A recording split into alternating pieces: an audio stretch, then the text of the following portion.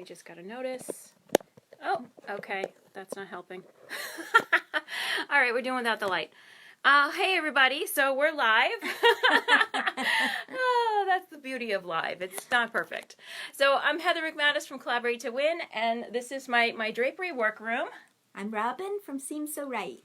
And I found Robin, I was thinking about it on the way over here. It was through the Window Covering Association. Yep, we sat next to each other at an open house. Yes, yeah. Yeah. And comes to find out that she lives in my town. And I'm like, oh, that's amazing, because I can run over to her studio, which we're in right now, and say, you know, let's put this flower as the main, you know, motif, and that's, you know, that's where we should cut it. So it's been kind of amazing to have her be so close. So we are going to show you some things today. I'm going to let Robin kind of go through what she's working on right now, which is some cushions. And she's got a bunch of other projects here that are like completed and ready to go. And we're just going to share as much as possible in the time frame. So I'm going to flip the camera around so that it's easier. There we go. All right. So right now I am working on cushions. Okay. There are 3 cushions. They're long. They're 80 Here, inches. I'll show you. So did the client bring these to you? Is this It's actually for another designer? workroom. Another workroom. Oh, okay. So that's different. Are they just so busy? So these are the cushions that she has to remake. To do cushions. Oh, okay. So yeah, I mean, I don't like to do kitchens, so I get it. So sometimes I'll do cornices, you know. Okay. But I never post it on Facebook because it's theirs. But Okay. anyway, here we are live. It's out of the bag. But we won't mention names, so it's Never. cool. So this is 3 long cushions going on 1 banquette. You can see it's a very dizzying pattern. And I had to make sure that each cushion continues the pattern along the Yeah, banquette. so here, let me come around this side. And here she's done some zippers. So this is the back of the cushion? That's the back of the That's cushion. the book. Okay. Yep. And Which so I will also pattern match to the back of the right. So itself. so the zigzags all will line up. Yes. So And okay. then once I put the boxing on, that also What's will be- boxing? that's the front of the cushion. Okay, the box part. Yep. Okay. This Yep. that part. Got it. Yep. And so once I put that on, that is going to continue the pattern also down the front of the cushion. It won't match on the sides. That's impossible, but they'll be hidden anyway. Right. And then the back, I'll match just because I can't. Look how help long it. this is. Yeah. But you know, sometimes if I'm short on fabric, I won't match in the back because You'll never see it. Yeah. And tell us what's possible and what's not possible, because I think that's hard.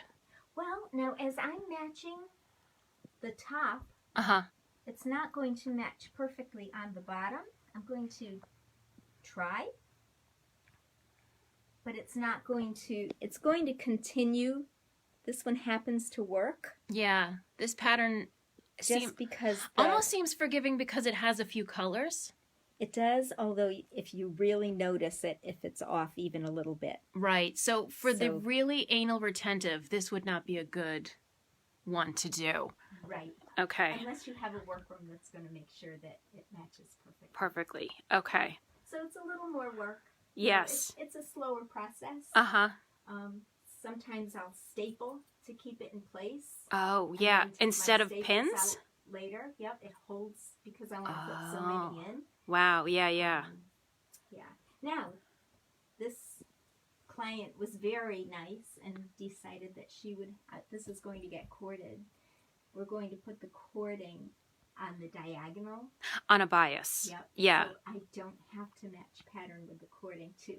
Yeah. Sometimes I do. Well, that takes even longer. Personally, I love bias welting because it goes around the corners better. Certainly does. So, I mean, to me, that's the right way to do it. Right. Do you get a lot of people that don't want that? I do it both ways. Okay. You know, actually, with a straight cushion, Yeah. it's fine. Okay. With anything curvy, Yeah. the bias is easier. Okay. You know, it's It behaves. It's like, yeah, it's like It does what trained. it's supposed to. Yeah. All right. And then just because people are all different levels, I wanted to show this is the bolt of fabric that you get here. So it's usually 54 inches long. This one happened to be 56. 56, nice. yeah. Yep, So you get a it's little upholstery extra. fabric. And the edge is called a salvage. So this is the back of the fabric, which is sometimes hard to tell the difference between the front and the back. And then here's the front of the fabric. And you've got this little salvage so that it doesn't just fray and go away at the end.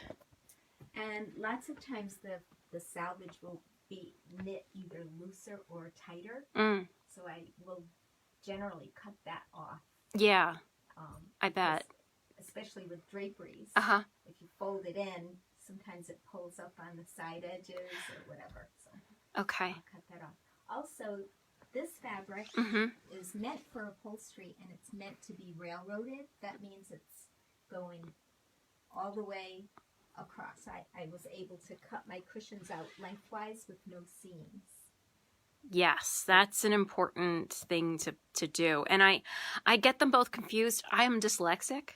So I'm like, which one's the railroaded? And in most upholstery catalogs, they have like a little image, and I have to go, oh yeah, okay, so the roll goes out like this versus the roll goes out like that. Right. Yeah. So they call it up the bolt if it's meant to be used sideways. Yep. Or railroaded if it's meant to be used lengthwise. So think railroad tracks. Yeah. It's hard though. to keep remember all these facts, all the little things. A lot of upholstery fabrics are meant to be railroaded. Yeah. Okay. Because it's easier with them. Right, because otherwise you have to seam it somewhere. And then it means more pattern matching. Yes, and you know, you're always going to notice a seam. You know, the seam will split also as you're sitting on it. Oh, so, it's the weak if part. It's a lot of use. Yeah. Right. So that's why lots of times you'll see double stitching. Okay. Where there are seams in upholstery. Okay. All right. So you want to show us some of the other things? Sure. And Here's okay. a harness board. All right. Now this one was up the bolt. I did have to seam it. Okay. So wow, I don't see it. Oh, so good. it's done very well. Thank you. Oh, I see it now. Now I had to really look. Okay. So there's the seam. Yeah. Because it's longer than 54. Yes. Okay. So I have two. And you have your return here for everybody in this is called a return. This goes back to the wall. So it's one of those things that you have to tell your drapery workroom, I want a 6-inch return because we have a big ass, wood blind underneath. Yeah. Or it can go real tight and be 3 because we don't have anything underneath it and this is all we're doing. So this is one of those places I think people mess up. Absolutely. And lots of times I end up redoing for other workrooms. Because the return didn't come out right? Right. Oops. Yeah. So I put 2 seams in this. I centered our fabric. Uh-huh. And I had to put a seam on each end. Got it. I would never just put one seam. I'll always center. Yes, yeah. This fabric really kind of hides really well too, and I think some do that more friendlier than others. Absolutely. So, okay. Anything you want to tell us about lining, or? Well, now I'll use blackout lining and Roman shades. I have a Roman shade behind you. Okay. This is not a working Roman shade. I'm going to back up so you can see. This is just a mock Roman. I make it exactly the same as a regular Roman. It's got ribs in it. I've got orbs on the back to adjust it because I'm not quite sure how long the client is going to want it to be. Yeah. The only difference is there's no lift. There's no lifting. Okay. This happens to be a casement fabric. It's sheer. She did not want sheer, but she liked the fabric. And so I put just a regular lining behind it. So it's you're going to see the fabric nicely. We'll get some light. Okay, they're telling me they can't hear you as well. I think when I walk further away. All right, project, lady. Where did you not hear from? Yeah. Okay, so that just made me realize people are watching. Robin's new to live. We're getting her past it. So this has a regular lining behind it. We're going to get light filtering. We're not going to get blackout, but there is going to be a roller shade behind this that they will use on the window for blackout. Not Is ready. it bedroom?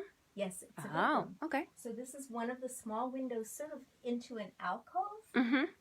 The other larger windows, we're putting drapery, Okay. which will be real pretty, and they'll still have roller shades as well. Why did they choose to do that rather than have this lined with blackout? She wanted the option, she didn't want to make it totally black. Okay. They've been living with nothing. Oh. And they're happy that way. They don't really Yeah. need light control as much as they need a little privacy when they're changing. I gotcha. So Okay. that's what they opted to Yeah. do. And she didn't want to black out behind the casement. She still wanted some light filtering. Okay. Gotcha. That's it. Yeah, because another option would have been to use the blackout lining. And Robin has a whole rack of the linings here, which she can explain, right? Yep.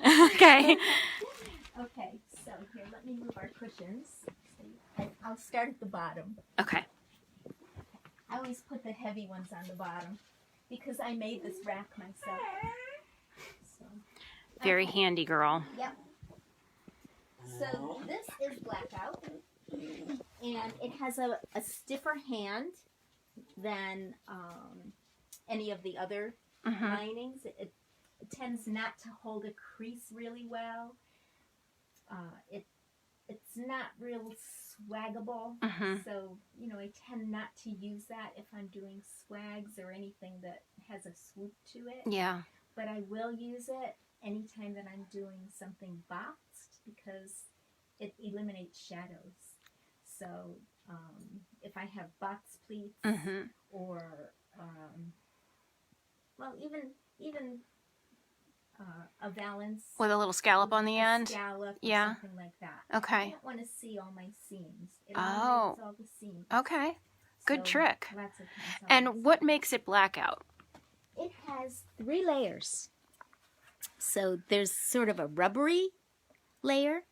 There's a middle layer that is Sandwiched in between? Sandwiched in between. And then sort of a fuzzy layer on the other side. Okay. And there's no right or wrong which side is the right side Okay, put to have, out. yeah. I tend to put the white or lighter side in because it doesn't influence the fabric Color, colors. okay. And I tend to like the ivory, that pale ivory on the outside because it's not like a stark white in your window. Gotcha, okay. I very rarely use a bright white fabric unless I have a bright white background. Is that why it looks like you have so many different kinds? Because they're different whites? Yes. Wow. Okay, well, we know that as designers with paint, so here it is with lining. Right. So next I have interlining, and that I will put between the lining and the face fabric. And the reason for that is it gives it just a nice lush feel. I just installed draperies yesterday. It was a very, very thin polyester, almost see-through. Oh, wow. But once I put the interlining in and the lining, it looked like $1 million, even though it wasn't. So Gotcha. yeah. Then my go-to lining is a sateen. This one happens Not super white, more of a cream. It's a pale ivory. Yeah, pale ivory. Okay. Yeah. And this one too, same thing. This is a little bit lighter. This is, it has sort of an interlining. Oh, it's got a fuzzy on the one back. side, and just cotton on lining. one. So this is like in between the super fuzzy, where both sides are fuzzy on your interlining, and one side fuzzy and one side cotton here. So this I would use alone if maybe the interlining and lining together were not in the client's budget. Oh. Or I'll line my pillows with this. So this is kind of a cost savings. Yes.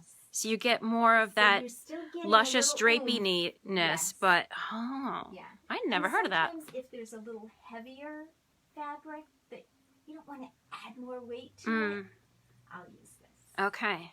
What if we spec this? What's it called? My mind is blank. but Okay, I'm trying. sorry. That happens on live. The Yes. words go away. Yes. Okay. I'll know it after we get off. Okay. Well, Then you can we'll put it in post it. notes. We'll make it. We'll make a Okay. comment. Yep. All right. So this is width and a half Oh. lining. So I'm avoiding Seams. if I'm Okay. Because using it's that. not as wide. Right. Well, it's folded in half. Oh, it's folded in half. Oh, that's why. Oh, Yeah. because it looks shorter. Right. Oh. Okay. So it's 80 inches, Uh-huh. which is a width and a half. So if I'm Oh. doing draperies, I Okay. avoid having to sew a seam. Gotcha. Okay. And then this is this one double wide. One of these. Oh, up the top is double wide. So Okay. if I have two widths, Uh-huh. you can see I'm almost done Yeah. with that one. And this one, yeah, because here's the. There's the fold. Yep. Okay. And then these two I think are just ends of bolts that are hanging around. Okay. Yeah. So let's see. What else do we have hanging over here? Oh, just samples that I can show the designers of different pleats. That Oh, okay. So what's been the most popular? Euro pleats Uh-huh. or just regular pinch pleated draperies. There's one designer that I work with. We do what I call pinch in the back pleats. Uh-huh. It almost gives a ripple fold effect. Pretty. Mm-hmm. And it's just a little half-inch seam in the back Mm-hmm. that the pin sticks into, and it's very forgiving. You can either scrunch them up if you want just a little bit of space taken up, or spread them out. Okay. Got it. Yeah. And it's funny. We have some people watching. So thank you everyone for watching.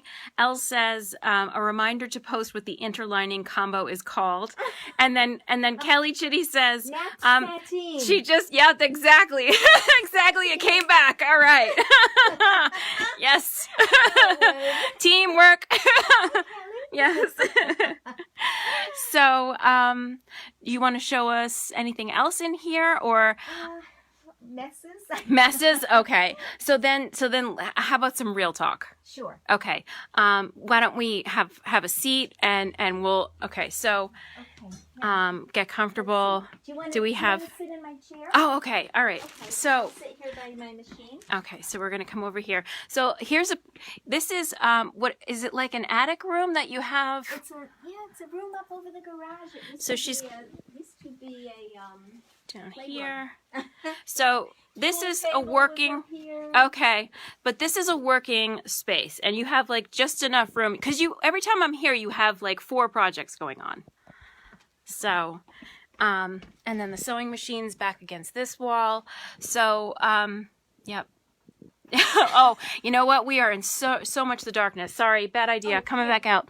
All right. Lights on. Okay. Don't worry. Oh, that's better. Yeah, Okay. I can turn lights on you over here.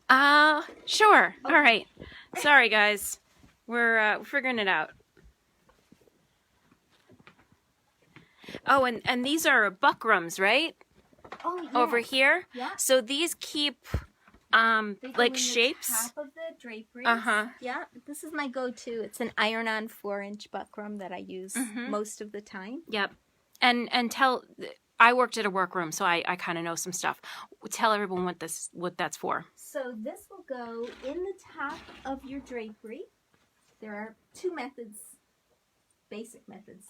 There's a low bulk method where this lies on top. The face fabric is folded under. The face fabric folds across this way. Mhm. The lining comes up and folds, So you never see it. so you never Yeah, see it. got it. Well, you don't see it in either one. Uh-huh. The other way is a double fold, where the lining comes up, over, and up. And I tend to use that one more. It gives a little more heft to the Mm-hmm. top of the drapery. It tends to hold it, in my opinion, a little bit Right. easier. But again, if someone sends me an upholstery fabric that they want me to make Mhm. draperies out of, I'm going to go to a low bulk method. Easier on your fingers when you're sewing those pleats in. Yeah, and I bet this behaves better too because it's got like backing and This has a stuff backing, where yeah. where if it's a cotton you know, it something might not. squiggly. Wow, I've never seen some of these. That's so interesting that's too. a sheer buckram. I'll use it in shears. Oh, that makes sense. Okay. Yeah. This one is not my favorite. It comes from Rolly. Uh-huh. And you can see how springy it is. Yeah. It doesn't hold its shape. So I'll only use it in certain circumstances. I gotcha. Okay. Yeah. And these are to kind of make the drapery behave in the shape that you want it to do. It holds the pleats. Yes, fighting against gravity. Yes, always. Always. Damn That's gravity. our mission. So up above here, Oh, look at that. My bolt of batting. Oh, wow. You are really utilizing every inch here. Yeah, I have to stand on the table. Yes, Robin's tiny. But I just give it a yank. Uh-huh. And so that goes in between the foam and the cushion Uh-huh. and the face fabric. If I'm not correct, batting? Batting. Batting, yeah. Okay. Well, sometimes they call it Dacron, but Oh, okay. Right. I always think of Dacron as the stuff you put, like the, fluffy stuff. yeah. Yeah. Yeah, all right. But it's all polyester. It's, okay. Yeah. So the other thing I wanted to talk to you about was what people should include in their work orders and why that's so important. As much information as possible. If you have a picture to include, that helps a lot. I need to know if a cornice board is going between two walls, because lots of times I'll add a little bit to my cornice board so that I have room for my return. I always add 1.5 inches at least, because my board is 3/4 of an inch on each side. Right. So if it's going between two, say, cabinets in a kitchen. Yes, which we had. Yes. So in that instance, I don't think that I put a return on at all. Oh. I think that I just kind of, right. yeah, we had to kind of fake it because it was literally, it was the window above a sink in a kitchen where it was, you know, going from cabinet to cabinet. So, yeah. So and the window came right up to the cabinet, and there was a little cutout, remember? Yeah, the moldings, and yeah, kitchens are tricky. Yeah. Yeah, especially the one over the sink. Yeah. It's probably common. But we made it work. We did. It's Yep. still up. Robin's very good. She also installs, whereas a lot of workrooms, you have a separate installer. Right. Yeah. I like installing. I can problem solve on the job. Yes. And not only that, it just gives me control of when it gets installed. I don't have to wait for an installer to have come a day pick frame up. to Yeah. do it. And I like to see my babies and play. Yes, and Robin has also said it's all about the hug at the end. Yes, always. The check first. The check and the hug. Oh, yes. All right. So I wanted to, So yeah. what else they want I want On a, sorry. yeah. With draperies, how far are we installing from the ceiling? If you're just giving me ceiling to floor measurements, what type of rods are we using? I just went to a job, and they had gotten the rods from Crate and Barrel, I think, but I had intended to install 3 inches down, and the bracket had a little thing that went on the wall, and then it had to go up 3 inches to slide down. Fortunately, it made the bracket for the rod at 3 inches, so it worked for me. But if that part that held the rod was down in the middle of the bracket instead of up at the top, I would have been 2 inches or so too long. Good Lord. 1.5 inches too long. And how would you even know that? Like, did you get the hardware? I didn't get the hardware. You probably arrive at the job like I do. Right. I have the hardware as the designer. You've got the window treatments, and then let's install this. So lots of times I do have the hardware sent to me. Okay. Or at least a picture of what the bracket is going to look like, so I know right. how long to Because the details make a difference. It It's does. not someone being a pain in the neck. They need to know because they want to make it right. Right. And yeah, absolutely. Unless The mold. designer gives me a specific finished length, Right. and she's already spec'd the hardware, then I like it if the hardware comes here. Yes, that makes sense. And sometimes they're sending me hardware that a cornice is going to go over. So I need to know, again, how how big to make that return. Yes. And I also need to know the return for draperies. What's the projection of the bracket? Okay. So that I can get the return on All the right. draperies. So everyone who's afraid of window treatments, this is freaking them out right now. So I'm sorry. it's okay. So do you help your designers who? Always. Okay. How do you do that? Explain that. I think by asking questions. Okay. And it makes them say, okay, here's my bracket. You know, this is what I need. If they're not giving me information, I'm always asking. Mm-hmm. And so if they're trying to spec hardware, for instance, they'll say, how long of a pole shall I get? Well, I can cut any rod. Mm-hmm. I just need to know whether it's wood or metal. If I'm cutting it Right. on the job, I need to bring the right thing with me. I would imagine a 1-inch pole versus a 3-inch pole is going to make a difference as well. Make a huge difference as far as the drop and the length of the draperies. If I'm compensating for, Right. You know, lots of times we'll have a little wiggle room. Uh-huh. And it's not so specific. It's Yeah. within an inch or so, and Right. and it works. Yeah. But you can better to know install it a little higher if it's this. You can install it a little lower if it's that. There's a little more give versus a kitchen. You're not. The cabinets. Nope. Nope. Yep. So every now and then you'll get to a job with a cornice board, and all of a sudden there's a bookcase there. Oh. You know, right next to the window. It's Uh-huh. like, uh-oh. You didn't know that. Right. Yeah. So things like that are helpful. Okay. So, you were telling me when we were prepping for this that there are some designers who give you too many details? Yes. I have one designer that, and she wants to know what stitch length I'm using. Okay. No. You know, it's okay. It's okay. We're not naming names, but you know, she just is so controlling. Okay. You know, and I understand. Does that help? Size I get that. But yeah. But does it avoid problems when they give you too much information? Sometimes, and sometimes it just gives me angst. Okay. Yeah. Okay. But I would no such thing as too much info. Okay. Yeah. Honestly. That's what I was gonna say. But you But I don't probably need to know what kind of chair is going in the room if I'm not making a pillow for it. Okay. So, you know, to me, it's just okay. wasting time for me. Okay, I don't gotcha. need to know The whole story. Just tell me my part. Okay, Yeah. all right. But And then I have other designers who are so loosey-goosey that I'll get fabric in that I didn't know was coming. oh, No side mark. yeah, I have to call or text. Right. Just got this. You know, I always send a picture, make sure it's the right thing. mm-hmm, And what are we doing with it? right. So- Because yeah, Oh, panels. Okay. How long? Uh-huh. Yeah. yeah. So I hear this from a lot of workrooms. It's a pet peeve I have. Here I'm gonna flip around for a sec. Just switch it up a little bit. Okay. So so one of the things that I am trying to get designers to do is to be a more buttoned up professional about your paperwork and being on time and stuff like that.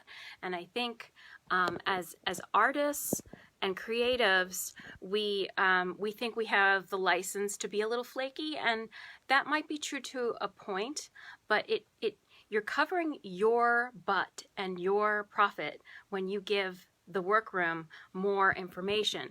There was a time where I don't know if it was our job or I was working with another. I've worked with a few workrooms over the years, and I spec'd a scalloped bottom window treatment valance, and what was installed that day that it was getting installed was straight.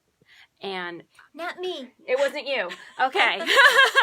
So thankfully I'm very thorough in what I write up, and I give a picture or a drawing. Always a drawing. always give a drawing. Because that's what I do for the measurements. So helpful. Yeah, it's what I do for the client, because how are you going to sell it to the client? Oh, just use your imagination. That could lead to problems with the client. So with the workroom, if I have the measurements and I have the the drawing, I can then say, well, no, honey, you made that wrong, so it's now on you to fix it. It's not in my pocketbook to fix it. It has to get fixed, and it's in writing. See, right here. So it's covering your butt to make sure you have all those details, and not just like some random couple of texts. That doesn't help anyone. Right. How you can't keep track of information that way. Right. It needs to be a change order if it's written on a purchase order, which I prefer. Writing. Have it in writing. Please. Everyone cover your butt. Yes. You want to make profit, right? We're not doing this for fun. Right. Yeah. And Heather is really good at paying. But send half up front. Oh, yeah. At least. Right.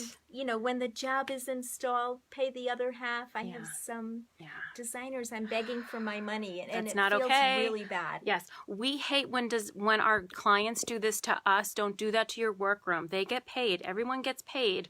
And you shouldn't be doing a job for a client if you haven't gotten paid. You get paid, then you do the job, then you order the materials, then you give it to your workroom. You don't do that stuff beforehand because wishful thinking is how you can get into big trouble. Okay, so Kelly says, great info. You guys are rock stars. And that's awesome. And so Heather Bates says, my workroom prefers to come out and measure themselves because they also install. Yeah, I love that. And I do a lot of my own measures. Yes, yeah. And there have been a couple of times where I'm a little bit more comfortable with it because I worked for a workroom for a short time, but still, I'm dyslexic. I want another set of eyes on that. So Robin, in certain cases like that, that difficult window, I said, you better come look at this because I don't even know how to describe what's happening with the molding and this detail and stuff. So so a lot of workrooms will go with you, and sometimes they charge for that, you know, like an extra $50. So what? Add it to the cost. Get it done right. All right, I think we've taken enough time. I do so, too. This was easier than I thought. All right, see? That's what it is. You guys, anyone who... Here I am. Yeah, I have to shrink down. It's okay. So anyone who's afraid of Facebook Live, seriously, put your lipstick on, smile and go. Press the button, and that's it. You're done. So thank you to everyone who tuned in. I will be saving this so you can watch later. Hope it was helpful to everyone, and thank you to Robin. Thank you, Heather. Okay. Bye, everybody. Bye. Okay.